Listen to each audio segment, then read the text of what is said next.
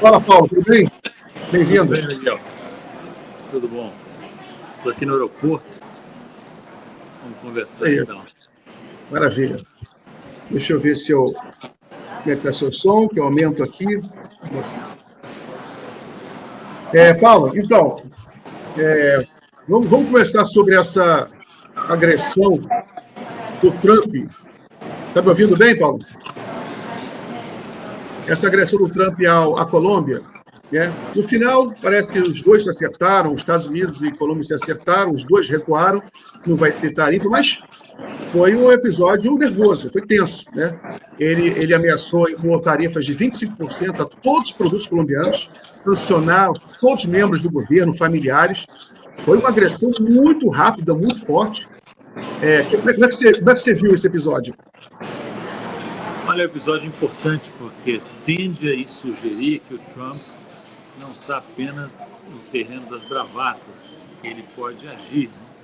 Ele acabou não tomando o passo que ele anunciou, a ameaça que ele decretou, mas estava próximo disso e só não aplicou as tarifas e outras medidas de represália porque chegaram a algum entendimento. Eu gostaria de examinar melhor esse entendimento.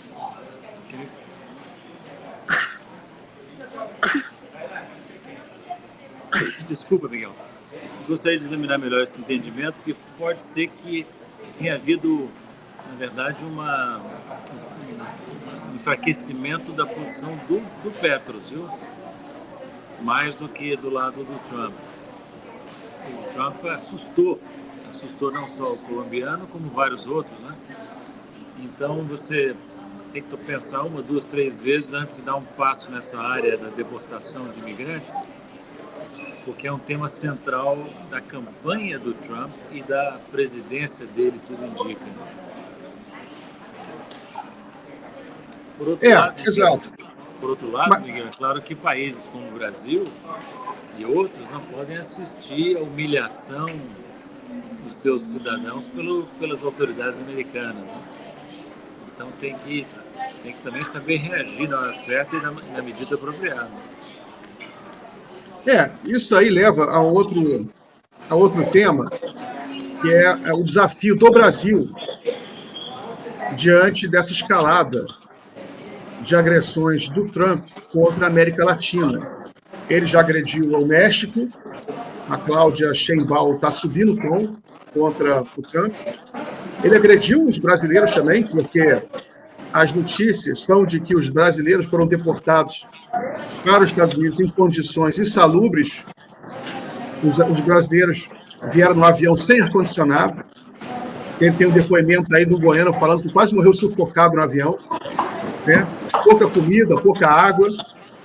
E você tem esse desafio do Itamaraty no Brasil, né? Que você tem aí até algumas críticas que o Itamaraty está exercendo um pragmatismo acuado, esse conceito que me deram aí de alguém de dentro do Itamaraty, porque você tem essa situação, esse dilema, né? Que você tem uma elite que quer vender para a China, mas que adora os Estados Unidos. E aí, como vai ficar o Itamaraty, a política externa, diante desses dilemas? Olha, acho essa expressão pragmatismo acuado é uma boa expressão para caracterizar boa parte das atitudes que o Itamaraty toma. É muito fácil você chegar lá em Brasília e dizer para o presidente, ou dizer para a opinião pública, temos que ser cautelosos, temos que ser... Depende, né? O que significa isso? Pode significar transformar o Itamaraty num anão diplomático. Não é? O Itamaraty não pode ficar aceitando qualquer coisa que façam outros países, não só os Estados Unidos. Tem que defender o cidadão brasileiro, coisa que, aliás, nem sempre os diplomatas brasileiros fazem, viu? Quantas vezes brasileiros foram maltratados no exterior, foram até assassinados no exterior? Lembra do caso do Jafar, lá em Londres? E a reação da diplomacia brasileira, dos diplomatas brasileiros, foi insuficiente, viu? Na minha opinião. Então, que não se repita isso agora. O que o Brasil quer? Se não me engano, o Brasil está propondo que os futuros deportados sejam buscados pelo avião presidencial. Não é isso? Aliás, semelhante à proposta que o Petros fez para os colombianos. Né? Também, os americanos dizem, não, mas nós não vamos transportar imigrantes ilegais sem algemá-los. Essa é a nossa política. Bom, então vocês não tragam os nossos, nós vamos buscar, se vocês quiserem deportar.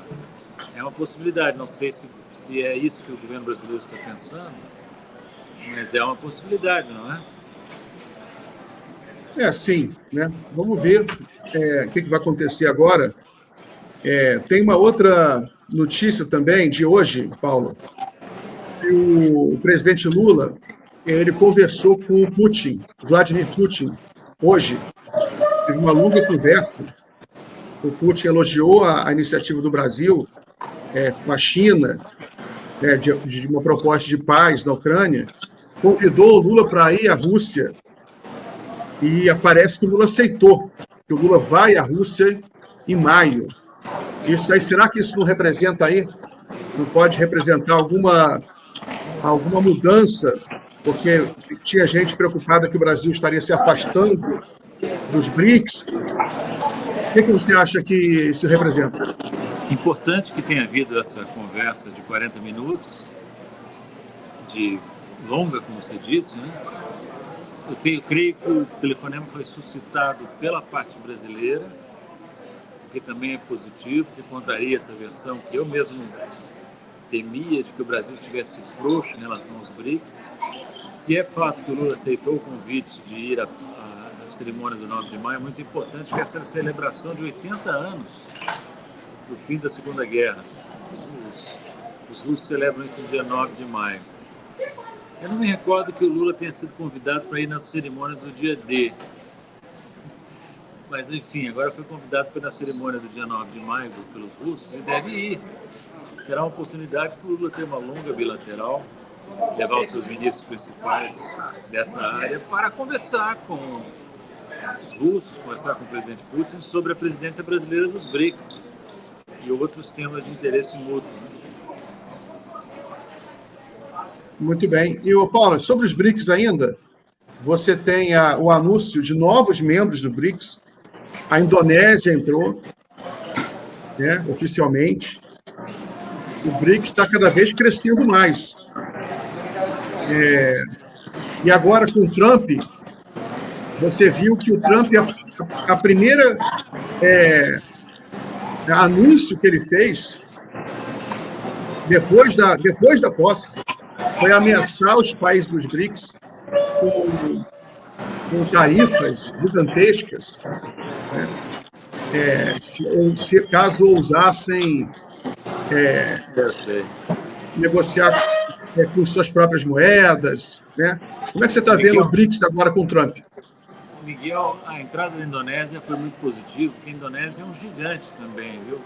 É o tipo do país que tem um lugar nos BRICS. Né? É um país, é a 8ª economia do mundo, logo depois do Brasil, que é a 7ª.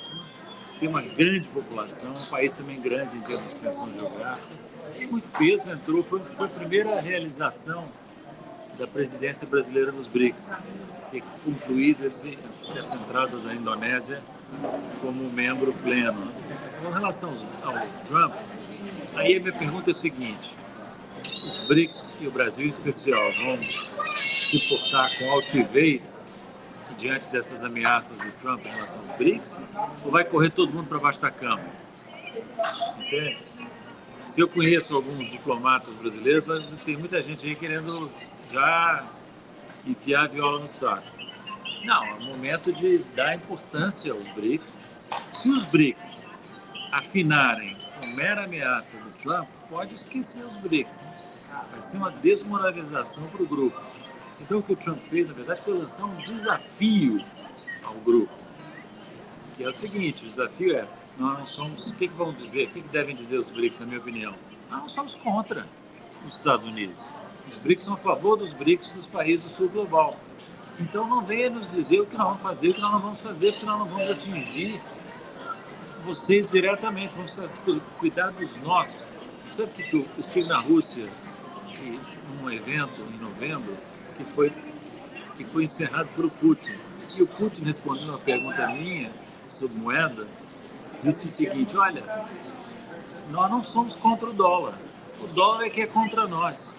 É isso, exatamente isso. Os americanos militarizaram o dólar, estão se aproveitando da posição de reserva mundial, reserva monetária mundial, para confiscar reservas, para impor punições a países que não são cooperativos com eles, etc.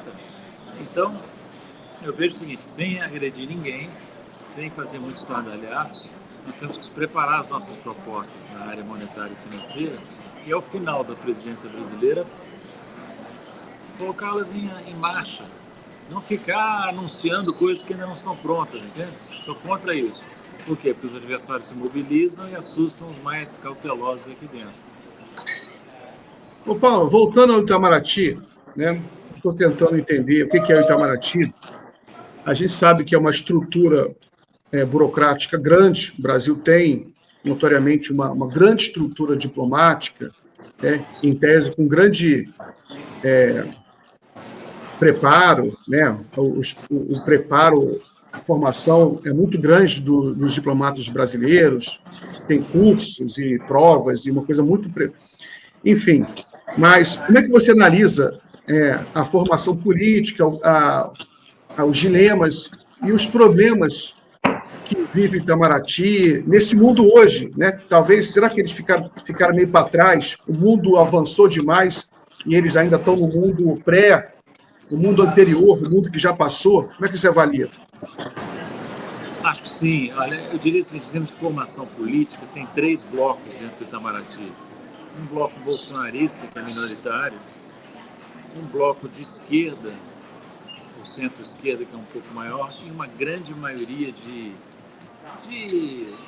sujeitos que são, digamos, liberais, terceira via em termos políticos, sabe? Muito carreirismo também nesse meio, entende?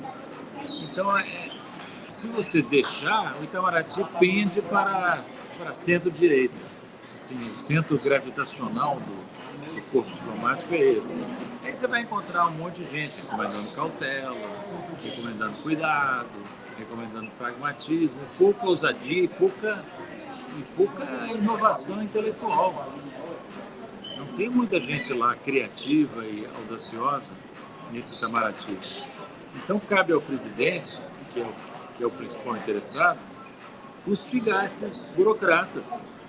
Se depender deles, não sai do chão. Não sai do chão o avião brasileiro, sabe? Fica patinando. Porque a cautela... Uma coisa que é interessante, quando o Celso Amorim era ministro, ele uma vez disse, brincando, meio sério, meio brincando, disse para os outros diplomatas: não quero que ninguém me venha usar aqui a palavra cautela. Porque para tudo eles recomendavam cautela. Essa é uma recomendação trivial e que reflete, às vezes, um medo, sabe? Um temor reverencial, sobretudo aos Estados Unidos, em menor medida à Europa.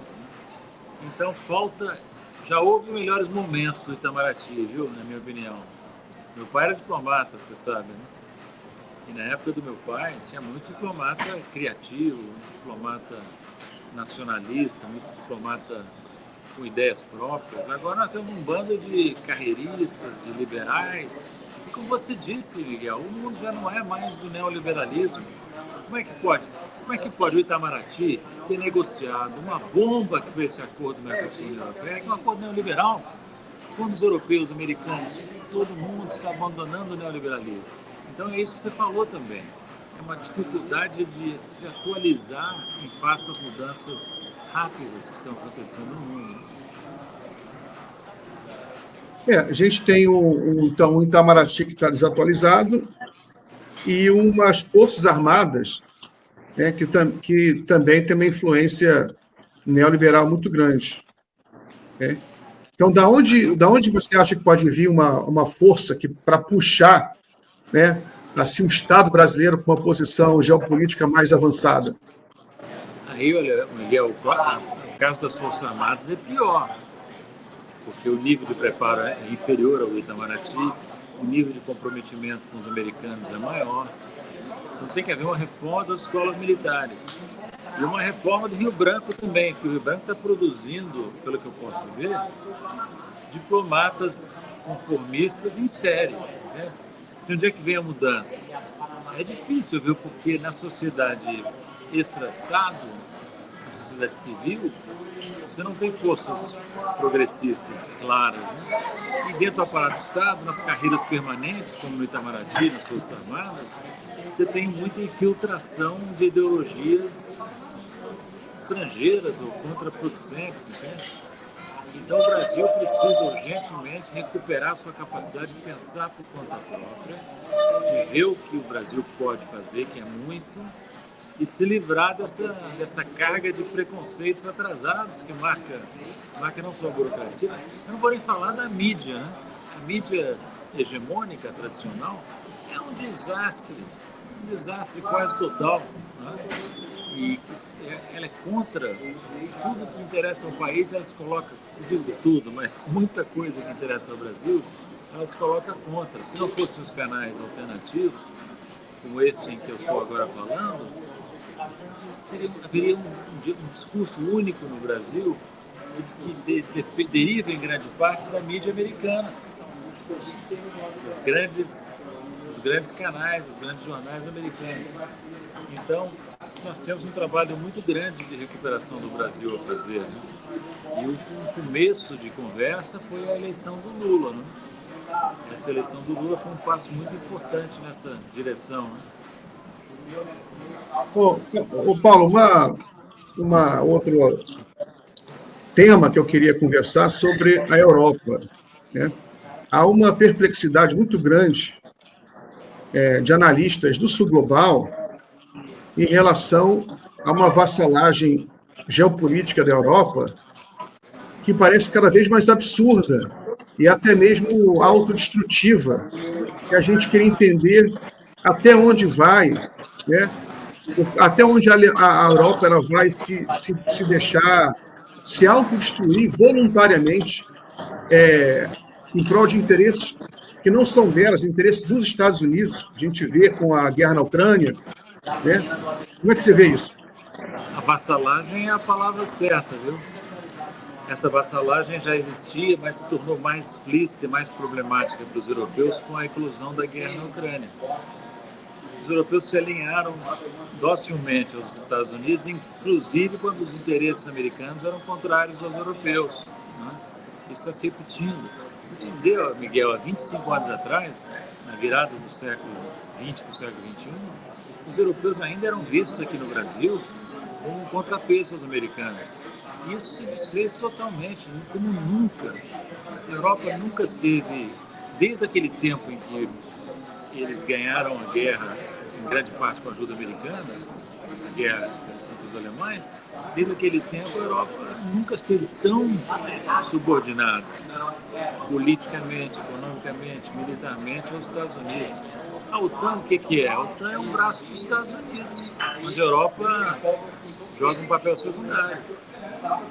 O que é a guerra na Ucrânia? É uma guerra por procuração, a Ucrânia lutando, e uma guerra econômica por procuração, com a Europa sofrendo e os Estados Unidos distante. Então, olha, sabe o que está acontecendo? Que é uma questão ambígua, difícil dizer se é bom ou ruim.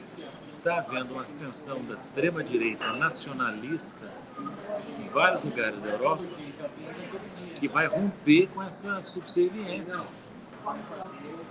É uma coisa ambígua, porque por um lado é bom para a Europa romper com a subserviência aos Estados Unidos. Por outro, são partidos como a Alternativa für Deutschland, outros, o Partido da Meloni na Itália e vários outros, a França, o Front Nacional, né?